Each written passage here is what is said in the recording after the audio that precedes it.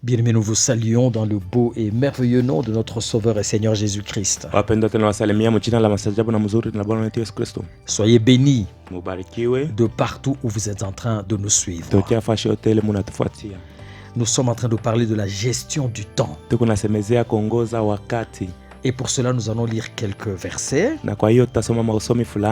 Le premier, c'est Genèse chapitre 1, verset 14.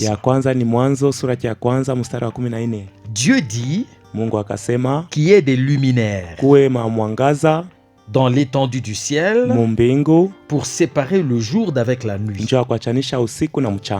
Que ce soit des signes pour marquer les époques, les jours et les années. Psaume chapitre 90, verset 12. Enseigne-nous à bien compter nos jours, afin que nous appliquions notre cœur à la sagesse.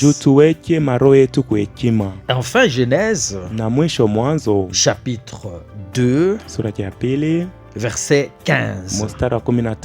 L'Éternel Dieu prit l'homme et le plaça dans le jardin d'Éden pour le cultiver et pour le garder. Nous sommes en train de parler de la gestion du temps. Notre premier enseignement, c'était comment tirer meilleur profit du temps que Dieu nous donne.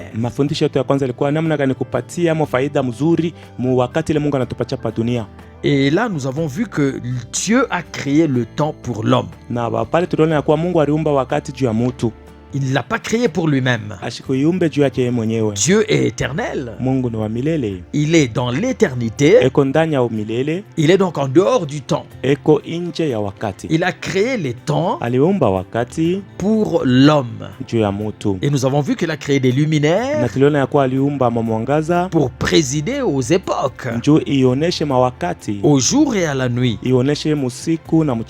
Et nous avons vu que le temps nous rappelle que nous sommes des passagers sur terre. Nous ne sommes pas éternels, nous avons donc un temps limité, nous avons une limite à vivre sur la terre. Et c'est pour cela que nous devons savoir ce qui est bon et appliquer notre cœur à la sagesse pour faire la volonté de Dieu.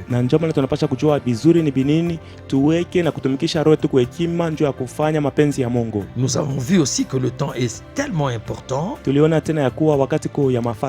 parce que tout se fait dans le temps. Nous grandissons dans le temps. Nous travaillons dans le temps. Nous produisons dans le temps. Donc tout se fait dans le temps. Et c'est pour cela que le temps est très important pour l'homme. Et la Bible nous conseille même de racheter le temps. Alors nous avons lu le verset qui nous montre que Dieu a créé des luminaires. C'est-à-dire, il veut que l'homme puisse vivre dans un temps limité et gérer le temps. Et le deuxième nous montre que Dieu veut que nous puissions être conscients de ce temps-là. C'est-à-dire que nous devons bien compter le temps afin que nous puissions faire la volonté de Dieu. Et le troisième passage que nous avons lu, qui nous dit que Dieu a mis l'homme dans le jardin pour le cultiver, nous montre pourquoi le temps. C'est-à-dire cultiver, c'est-à-dire travailler, exploiter, développer ce que Dieu nous a donné. Et cela se fait dans le temps. La Bible dit que Dieu est au ciel, mais il a donné le temps aux fils des hommes. Et après avoir parlé de comment tirer meilleur profit du temps que Dieu nous a donné sur terre, aujourd'hui nous allons parler de pourquoi Dieu te donne une année de plus. Nous tous nous sommes contents lorsque une année se termine et une autre commence. Nous tous nous rêvons de pouvoir commencer une autre année. ya sasa. C'est pourquoi il y a même des jouissances. Ndio maana kunakuwa kufurahi. Il y a des fêtes. Kunakuwa makaramu. Il y a des prières. Kunakuwa maombi. Il y a des actions de grâce. Kunakuwa matendo ya shukrani. Il y a des reconnaissances à Dieu. Kunakuwa shukrani kwa Mungu. Il y a même des échanges des cadeaux. Kunakuwa hata kuhesabia kugawanya mabasha na mavitu zawadi. Donc la fin d'une année mwisho ya mwaka et le début d'une autre na mwanzo ya ingine est un sujet de joie inakuwa mambo ya furaha et de reconnaissance à Dieu. Na ya shukrani kwa Mungu. Mais tu dois savoir pourquoi. Na unapaswa kujua juu ya nini. Est-ce que Dieu Mungu te donne encore une année de plus? Anakupatia tena mwaka ingine. Je voudrais te dire napenda kukuonesha que si Dieu en avait fini avec toi l'année passée, ya kuwa kama Mungu alishana na wewe mwaka iliyopita, il ne t'aurait pas donné une année nouvelle encore. Ashikuweze kukupatia tena mwaka mpya. Alors Dieu est le maître des temps. Sasa Mungu ndio mwenye wakati. Il est aussi le maître des circonstances. Eko tena mwenye majira. Ce n'est pas toi qui es le maître de temps. Ana wewe ndio mwenye wakati. Ce n'est pas l'homme qui est le maître de temps. Ana muntu ndio mwenye wakati. L'homme peut planifier. Mtu anaweza kutayarisha. L'homme peut avoir des projets. Mtu anaweza kupanga vya kufanya. L'homme peut souhaiter. Mtu anaweza kutaka kufanya. Mais le maître des temps c'est Dieu. Lakini Bwana wa wakati ni Mungu. C'est pour cela que la Bible dit. Ndio maana Biblia inasema, ne dis pas que demain je voyagerai, je ferai ceci et cela. Usiseme kesho utasafiri tafanya hiki na kile. Mais dis si Dieu le veut. Lakini sema kama Mungu anapenda. Donc bien aimé, finalement, sasa wapendwa, mwisho c'est le maître des temps mwenye wakati qui te donne une année. Ndio anakuongezea mwaka. C'est le maître de temps ni mwenye wakati qui te donne 12 mois encore. Ndio anakuongezea miezi 12 à vivre sur la terre. Yawe kuishi pa dunia. Alors pour cela, sasa juu ya ile tu dois savoir pourquoi Dieu te donne le temps. Unapasha kujua nini Mungu anakuongeza wakati. Et qu'est-ce que tu dois en faire? Na unapasha kufanya nayo nini? Par la grâce de Dieu. Kwa neema ya Mungu. Aujourd'hui, je vais vous donner quelques raisons. Leo tamipatia masheria fulani. Ou les raisons pour lesquelles Dieu te donne une année de plus. Wala masheria juu ya ile Mungu anakupatia mwaka mpya. Mais il faut savoir aussi sasa unapasha kujua tena que lorsque tu célèbres une année de plus, wakati unashangilia mwaka ya ingine d'existence sur terre, ya kuishi pa dunia, n'oublie pas aussi de soustraire. Ushisabu tena kutosha mo. Parce qu'il y a le nombre d'années qui te reste à vivre sur terre diminue. Miaka ile nakubakiria kuishi pa dunia inapunguka. Mais tu n'as pas besoin de savoir combien de temps il te reste à vivre. Lakini upashe kujua ni miaka ngapi inakubakiria ya kuishi. Toi tu dois savoir pourquoi le temps présent t'est donné. Wewe unapasha tu kujua nini hii wakati banakupatia hayo. Parce que c'est ce que tu auras fait de ton temps présent. Njoo ni ile utafanya mu wakati yako ya sasa qui impactera le reste de ton temps. Njoo ile itakuwa na tendo pa ile nabakia mu wakati yako. Et qui impactera même le temps après que tu aies quitté cette terre des hommes. Ile itakuwa tena na tendo kisha wewe kutoka mu dunia ya bantu. Gloire au Seigneur. Utukufu kwa Bwana. La première raison sheria ya kwanza pour laquelle Dieu te donne une année de plus, ile Mungu anatongezea mwaka ingine, c'est pour voir l'accomplissement de ses promesses. Ni njoo tone matimiliko ya malako ya Mungu. Genèse chapitre 17 verset 21 Mwanzo 17:21 nous dit ceci. Inatonesha hivi: j'établirai mon alliance avec Isaac, kaweka agano yangu na Isaka, que Sarah enfantera, ule Sara atazala à cette époque-ci mwi wakati de l'année prochaine. ile mwaka iko nakuya. Sarah enfantera, Sara atazala à cette époque-ci mwi wakati moja de l'année prochaine. ya ile mwaka iko nakuya. Donc il fallait attendre cette année-là. Sasa ilipasha kuchunga ile mwaka pour voir l'accomplissement de cette promesse de Dieu. Dieu akona kutimilika kwa ile malako ya Mungu. Gloire au Seigneur. Utukufu kwa Bwana. Donc bien aimé, Dieu te donne l'année. Sasa wapenda, Mungu anakupatia mwaka pour que tu vives l'accomplissement de ses promesses. Njoo uishi kutimilika kwa malako yake. Dans 1 Samuel chapitre 1, Samueli wa kwanza sura ya kwanza, lorsque nous arrivons au verset 20, wakati tunafika kumstari wa 12, nous voyons là l'accomplissement tunaona pale kutimilika de la promesse de Dieu ya malako ya Mungu ou de la réponse de la prière de Anne. Wala ya jibu ya maombi ya Ana. La Bible dit dans le cours de l'année. Biblia inasema mkwenda kwa mwaka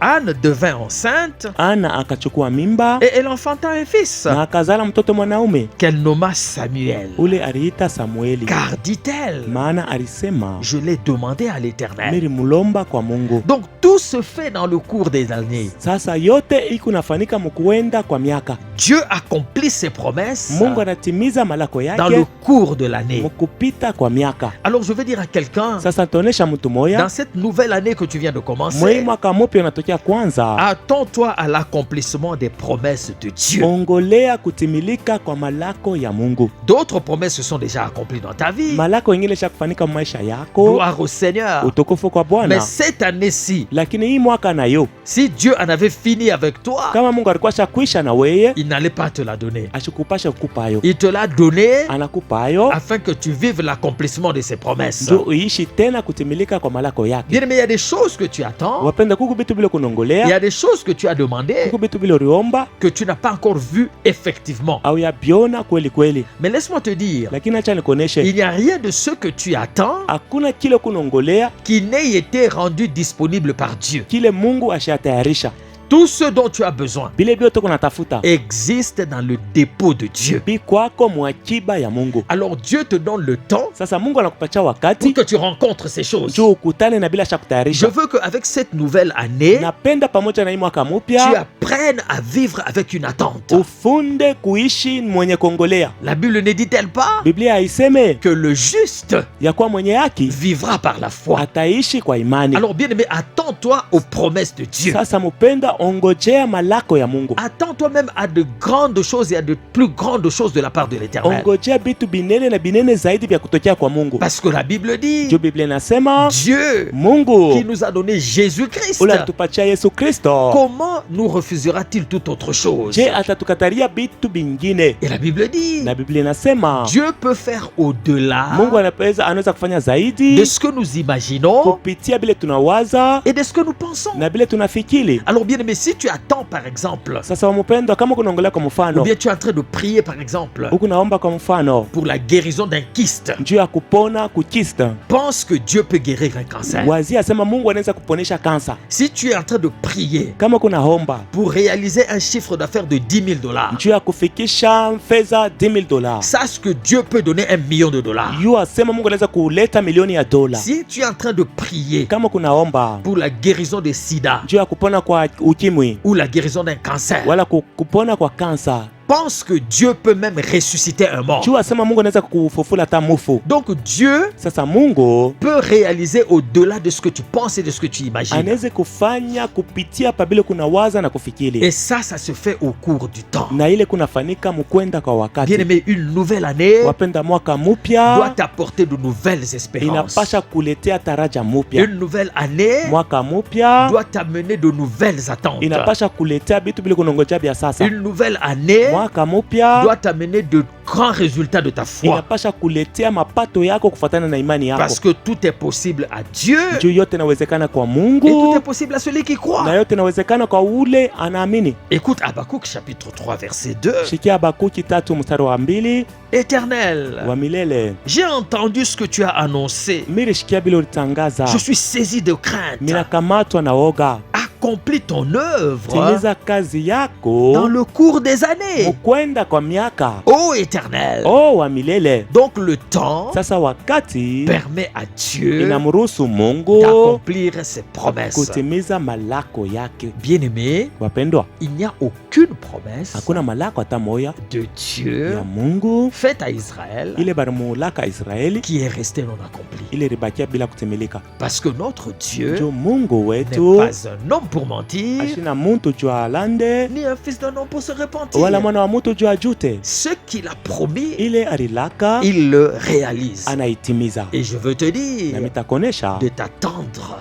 uongole dès le premier jour de l'année tokea siku ya kwanza ya à mwaka l'accomplissement des promesses de Dieu. kukutimilika kwa malako ya Mungu. Gloire au Seigneur. Utukufu kwa Bwana. Deuxième raison Sheria ya pili pour laquelle Dieu te donne une année de plus njuu ya ile Mungu anakupatia mwaka ingine ya sasa à vivre sur terre, yawe kuishi pa dunia, c'est pour que tu abandonnes le mal ni njuu wache bibaya et que tu deviennes meilleur. na ukuwe mzuri zaidi.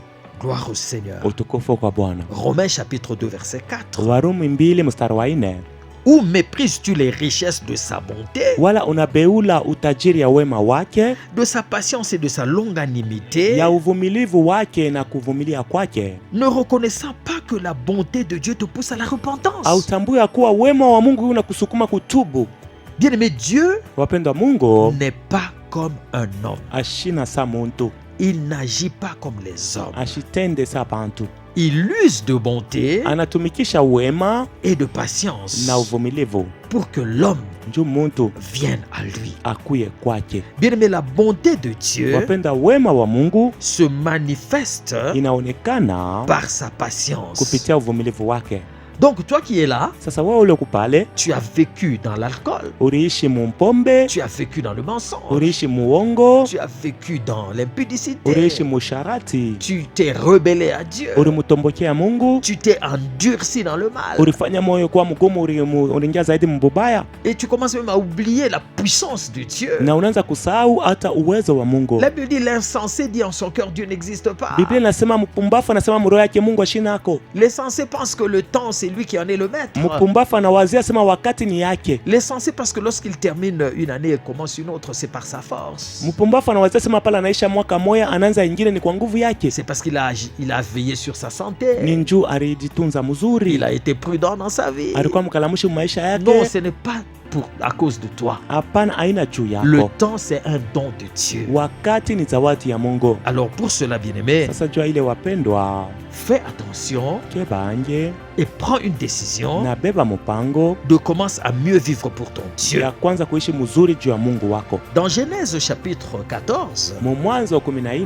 il y a une histoire intéressante muku hadisi ya mafaa sana d'un roi. ya mfalme moya. C'est le roi Kedorlaomer. Ni ule mfalme Kedorlaomer. Il avait soumis plusieurs royaumes. Alitawala mafalme ya mingi. Le royaume de Sodome, Ufalme ya Sodoma, de Gomorre, ya Gomora, d'Adama ya Adama et les autres. na mafalme mengine. Mais la Bible nous dit que Lakini Biblia inatuonyesha ya kuwa à la 13e année, ku mwaka ya 13 ces rois huyu mfalme se révoltèrent contre lui.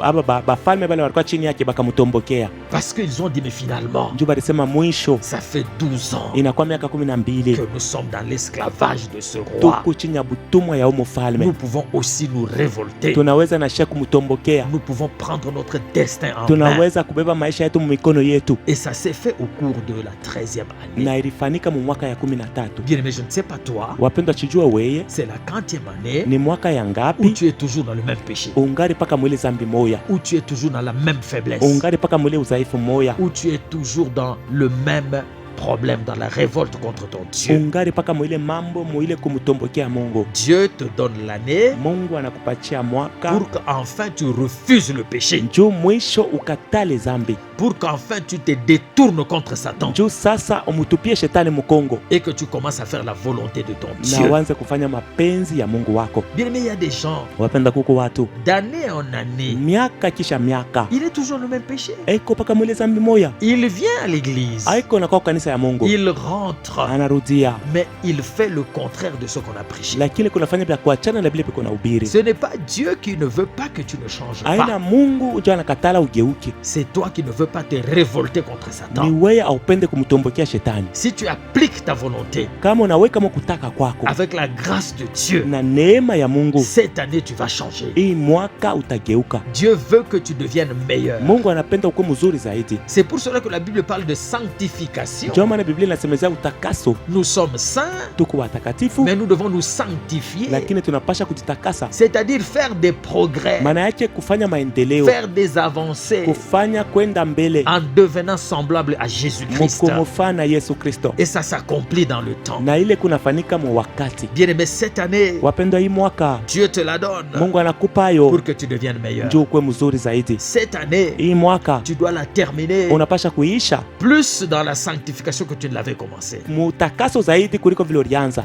Dieu veut Mungu anapenda que il se glorifie dans ta vie kujitukuza maisha yako au travers kupitia de ta croissance kukomea kwako et de ton développement na spirituel. kuendelea kwako mkiroho. Que la parole de Dieu cette année encore Neno ya Mungu hii mwaka tena te change, te ikugeuze, transforme et te ikubadilishe fasse te développer en na Jésus-Christ. ikukomeshe ndani ya Yesu Kristo, Que tu remportes des victoires uwine mavita là où tu n'étais pas capable de le faire avant. ile fasha ukuweze kuwina zamani. Fais comme ces rois qui était soumis à Kedorlaomer et qui la 13e année ont dit non, trop c'est trop.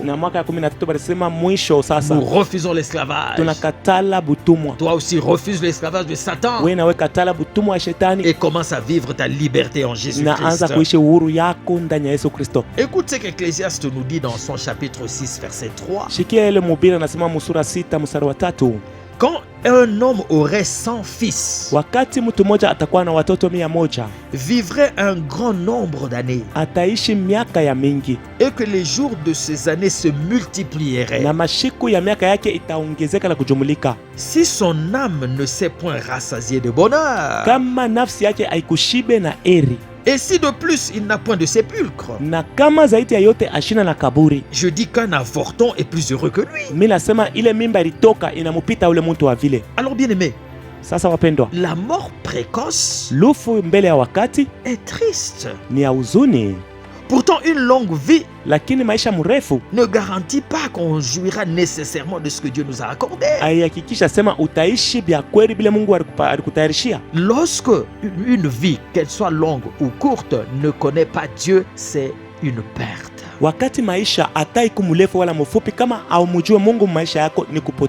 Alors Dieu te donne ta vie. Dieu te donne des années.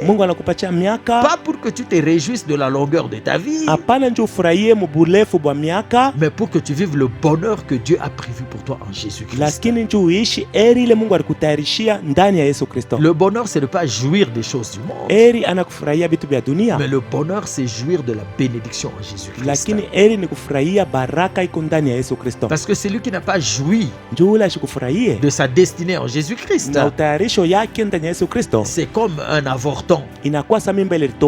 Alors que Dieu t'a créé pour vivre le bonheur en Jésus-Christ. Laisse-moi te dire que Dieu veut que tu sois heureux. Gloire au Seigneur. Ne pense pas que c'est trop tard pour toi pour changer. Parfois tu vois que ta vie est trop sombre. Parfois tu penses que les choses seront comme l'année passée. Parfois tu penses que ta vie est monotone. Non, bien aimé, Dieu te donne le temps pour que tu changes. Si tu prends une décision d'abandonner le mal et de te tourner vers Dieu, tu vas vivre le bonheur de Dieu prévu pour toi. L'année que Dieu te donne, les jours que Dieu te donne, c'est pour que tu abandonnes le mal. C'est pour que tu deviennes meilleur. Tu dois abandonner les faiblesses. Tu dois abandonner le péché et devenir meilleur en Jésus-Christ. Troisième raison pour laquelle Dieu te donne une année de plus, c'est pour que tu travailles. Genèse chapitre 29, verset 20. Ainsi Jacob servit 7 années pour Rachel. Et elles furent à ses yeux comme quelques jours, parce qu'il l'aimait. Bien-aimé, travaille. Ne regarde pas le temps, mais travaille parce que tu as la passion de travailler. Travaille parce que tu as le talent. Travaille parce que tu es utile pour l'humanité. Le travail est une bénédiction. Le travail, c'est une adoration à Dieu. Le travail nous permet de produire. C'est pour cela que Dieu a mis l'homme dans le jardin pour cultiver le jardin,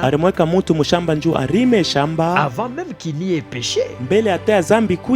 Avant le péché, l'homme devait travailler. Bien, mais tu as des choses à faire. Cette année, c'est pour cela que Dieu veut que tu sois là. Le travail, ce n'est pas seulement être dans une entreprise. Tu peux aussi créer une entreprise. Lorsque tu fais travailler les talents que Dieu t'a donnés, ça rend gloire à Dieu. Inatukuza Mungu. La Bible dit, Biblia inasema, il a préparé de bonnes choses alitayarisha vitu bizuri que nous devrions pratiquer. Bile tunapasha kutenda. Donc bien aimé, en travaillant, sasa wapenda mukutumika, tu es en train de reproduire ce que Dieu a prévu pour toi. Huku nafanya bile Mungu alikutayarisha kufanya. Lévitique 25 verset 3. Walawi 25 mstari wa 3. Pendant 6 années, mu miaka 6, tu ensemenceras le sol. Utaotesha mubulongo dans ton champ. Mu mashamba yako. Pendant 6 années, tu travailleras ta vigne. Mu miaka 6 utatumika mwile mashamba yako ya vinyo. Et tu en recueilleras le produit. Na utapata mavuno. Je vais dire à quelqu'un, taonesha mtu moya, cette année, hii mwaka, tu vas travailler. Utatumika. Et tu vas récolter. Na utavuna. Personne ne viendra détruire ta production. Hakuna mtu atakayeharibisha kazi yako. Dieu dit tu travailleras. Mungu anasema utatumika. Et tu récolteras. Na utavuna. Bien aimé, on travaille dans l'année. Wapenda tunatumika mu mwaka. On sème dans l'année. Tunaotesha mu mwaka. Et on récolte dans l'année. Na tunavuna ndani ya mwaka. L'année apporte des saisons. Mwaka inaleta mawakati. Et les saisons c'est pour que tu ensemence le sol. Na mawakati ni uoteshe mubulongo. Et le moment venu que tu récoltes. Na wakati ya kuvuna pale itena unavuna. Mais il faut savoir aussi la napasha tena kujua que si tu n'avais pas semé, ya kwa kama ukoteshake, tu ne t'attendras à aucune récolte. Au tongolea mavuno. Alors Dieu, sasa Mungu qui bénit le travail, ule anabarikia kazi, Dieu qui t'a béni en Jésus-Christ, Mungu ule alikubariki ndani ya Yesu Kristo, te bénira davantage cette année. Atakubariki zaidi hii mwaka. Il t'envoie cette année, anakutumia hii mwaka, afin que tu sèmes et que tu récoltes. Tu uoteshe na uvune. Bien, mais il y a eu des gens qui ont eu des difficultés dans le travail. Wapenda kuba watu wale walipata magumu makazi hapo. Peut-être l'année passée ou les autres années. Sasa zingine ile mwaka ilipita wala miaka ya zamani. Mais sache que notre Dieu c'est un Dieu de recommencement. Lakini jua sema Mungu wetu ni Mungu wa kuanzulula. Cette année ne ressemble pas à l'année passée. Hii mwaka haifanani na ile mwaka iliyopita. Je veux que tu fasses une distinction. Napenda ufanye achanisho entre la nouvelle année que Dieu te donne katikati ya mwaka mpya hii Mungu anakupatia et les autres années que tu as déjà passées sur terre. Na miaka ingine iliyosha kuishi pa dunia. Pour cette nouvelle année, jua hii mwaka mpya, attends-toi à de nouvelles choses. Ongolea bitu bya sasa. Attends-toi encore à semer et à récolter. Ongolea tena sema utesha na kuvuna. Parce que notre Dieu Mungu wetu fait toutes choses nouvelles. Eko nafanya bitu byote bya sasa. Reçois cette année comme une nouvelle saison sa wakati mpya pour manifester la puissance et la gloire de Dieu. Kuonekanisha nguvu na utukufu ya Mungu. Éphésiens chapitre 4 verset 28 nous dit ceci. Waefeso 4:28 inatuonesha hivi. Que celui qui dérobait ne dérobe plus. Ule ranzaka kuiba ashiibe tena. Mais plutôt lakini qu'il travaille. Atumike. Pourquoi? Juu ya nini? En faisant de ses mains ce qui est bien. Juu afanye bile biku bizuri na mikono yake. Pour avoir de quoi donner à celui qui est dans le besoin. Juu naye apate bya kukabula bala bana na kintu. L'une des raisons pour laquelle Dieu veut que tu travailles, kimoya kya masheria kile Mungu anapenda utumike, c'est pour que tu sois indépendant. Ni njoo ushanze kutegemea batu. C'est pour que tu puisses produire pour toi-même. Ni njoo utumike upate bya wewe mwenyewe, mais aussi na tena que tu sois une source de bénédiction pour les autres. Ukwe chemchemo ya baraka juu ya batu bengine. Bien, mais laisse-moi te dire, wapenda acha nikoneshe que Dieu t'a donné l'intelligence, ya kwa Mungu alikupatia akili, Dieu t'a donné les talents, Mungu alikupatia matalanta, Dieu t'a donné des initiatives, Mungu alikupatia bitu bya kwanza, Dieu t'a donné la créativité, Mungu alikupatia kuanza bitu afin que tu produises, njoo upate, que tu aies à manger et à boire, ukwe na chakula na chakunwa, mais aussi na tena que tu bénisses les autres. Ubariki bengine. Nous avons déjà dit ça dans notre précédent enseignement. Que Dieu t'avait créé pour laisser des traces. Dieu t'avait créé pour que les gens disent Amen et Alléluia à partir de ce que toi tu vas faire. Que ton travail produise au nom puissant de Jésus-Christ. Quatrième raison, Dieu te donne une année de plus pour que tu le connaisses davantage. Oh, gloire au Seigneur. Bien aimé, les expériences, les épreuves, les difficultés peuvent arriver. Mais ce sont des occasions pour toi de bénéficier encore de la grâce et de la puissance de Dieu.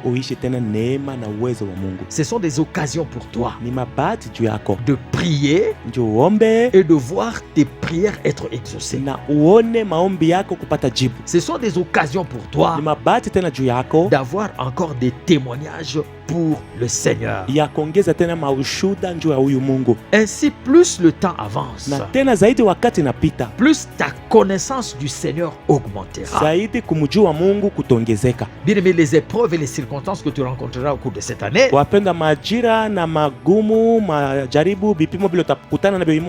serviront à la connaissance de Dieu. Je veux que tu prennes chaque opportunité pour grandir. Ne te dis pas Dieu m'a rejeté. Ne te dis pas Dieu m'a oublié. Ne te dis pas Dieu me tente. Non, dis c'est une occasion pour voir la puissance de Dieu. Parce que s'il n'y a pas de contrariété, s'il n'y a pas de preuve, comment tu expérimenteras la puissance de ta prière? Comment tu grandiras dans la connaissance de ton Seigneur?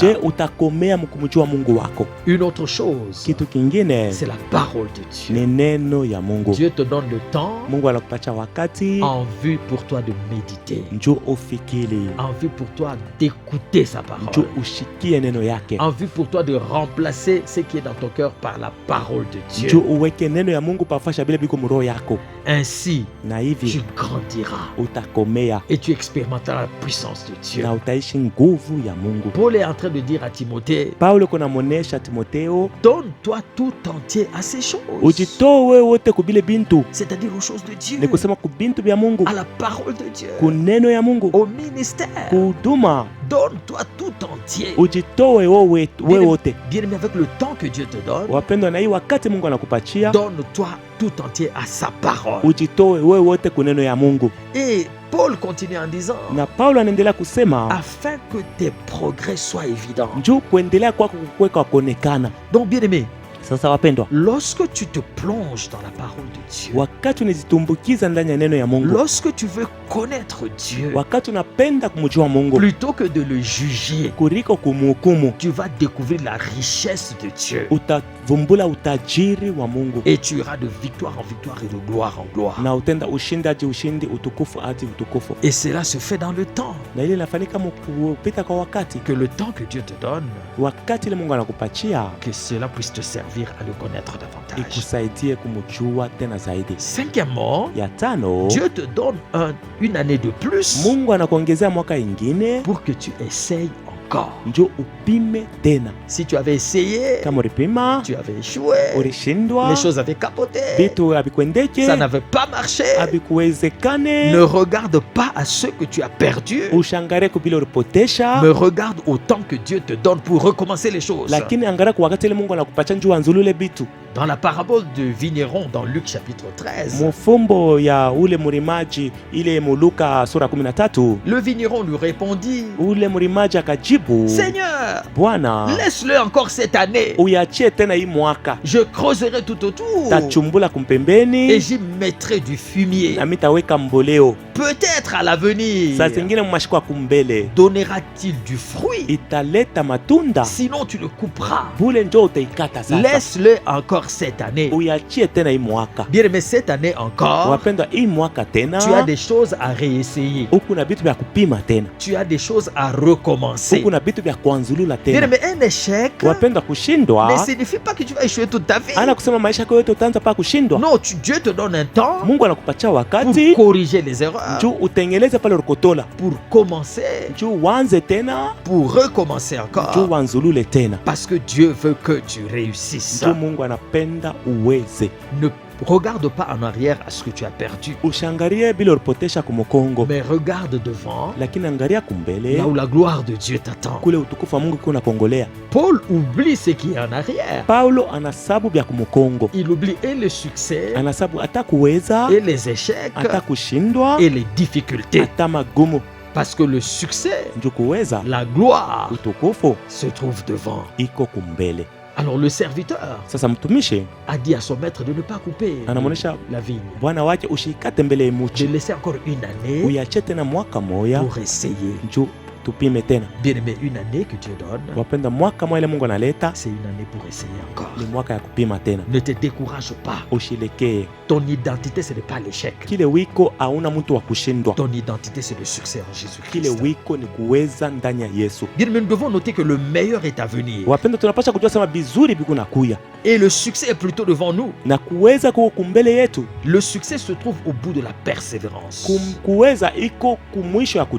Le succès se trouve au bout de la détermination. Le succès se trouve au bout du courage de continuer. Tu peux abandonner ton projet si et seulement si Dieu n'est pas avec toi.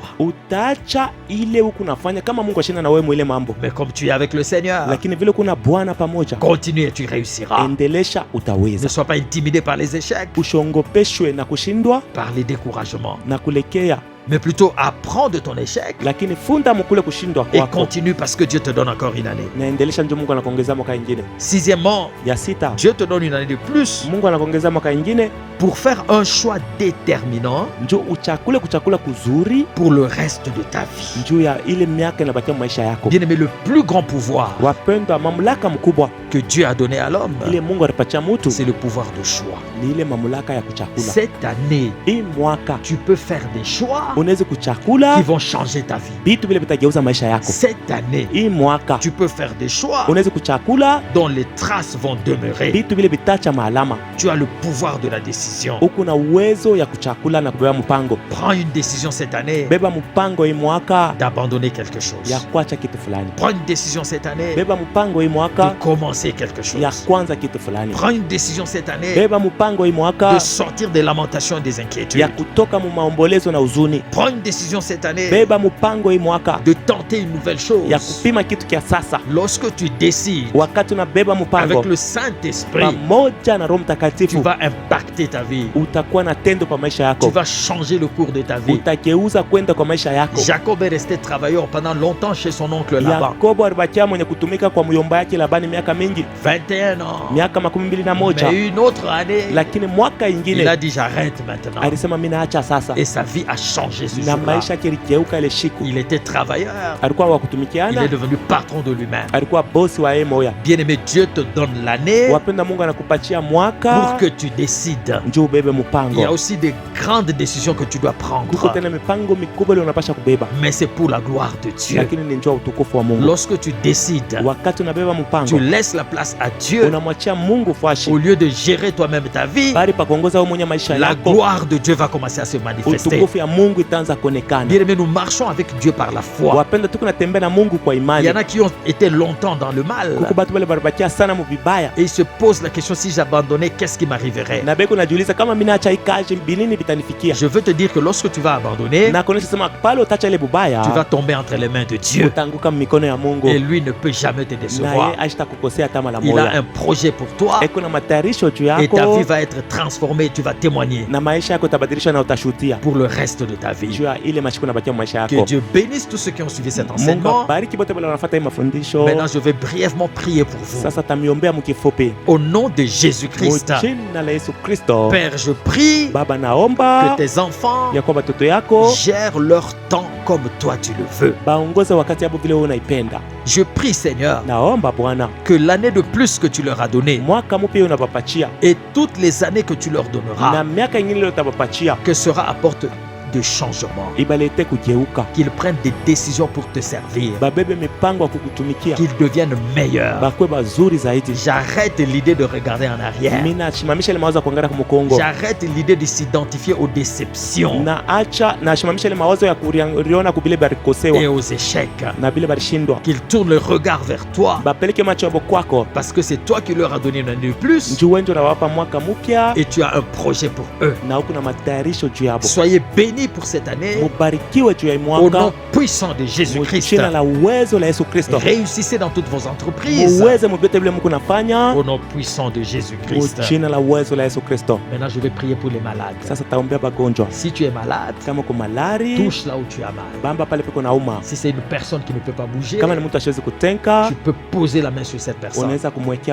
Ou si c'est un enfant. Au nom de Jésus. Toi maladie, toi infection, toi complication de quelque nature que ce soit, toi stérilité, toi paralysé, toi complication de quelque nature que ce soit, et dans n'importe quelle partie de l'organe, libère le corps au nom puissant de Jésus. Je déclare la restauration des organes. Je termine les maladies chroniques au nom puissant de Jésus-Christ. Sois guéri au nom de Jésus-Christ. Commence à dire merci à Dieu. Remercie le Seigneur pour la guérison au nom puissant de Jésus. Bien-aimés, vous pouvez nous contacter au numéro suivant 097 82 47 995. Et pour ceux qui ont le WhatsApp, 085 26 12 246. Nous pouvons vous accompagner en Jésus-Christ. Et si vous n'avez pas encore fait la prière pour recevoir Jésus comme Seigneur et Sauveur personnel de votre vie, vous pouvez nous appeler à ces numéros. Nous allons vous conduire à Jésus-Christ. Et si vous n'avez pas une église d'attache, vous pouvez venir adorer avec nous. Nous sommes de l'église Shalom des Assemblées de Dieu dans le quartier Makomeno à Lubumbashi. Lorsque vous prenez le taxi de la ville vers la Jekamine ou l'inverse, veuillez demander qu'on vous laisse à l'arrêt Cascade 2. Et vous verrez l'église Shalom. Nous avons culte mercredi à 17h. Et dimanche à 8h30. Et maintenant dites avec moi: je suis sauvé. Je suis fils de Dieu. J'appartiens à Jésus-Christ. J'ai la vie éternelle. Je suis béni. Je prospère. J'ai la victoire. Je réussis. J'avance. J'ai le pouvoir. J'ai l'autorité. L'année 2023 est bénie pour moi. Je réussis tous mes projets. Que Dieu vous bénisse.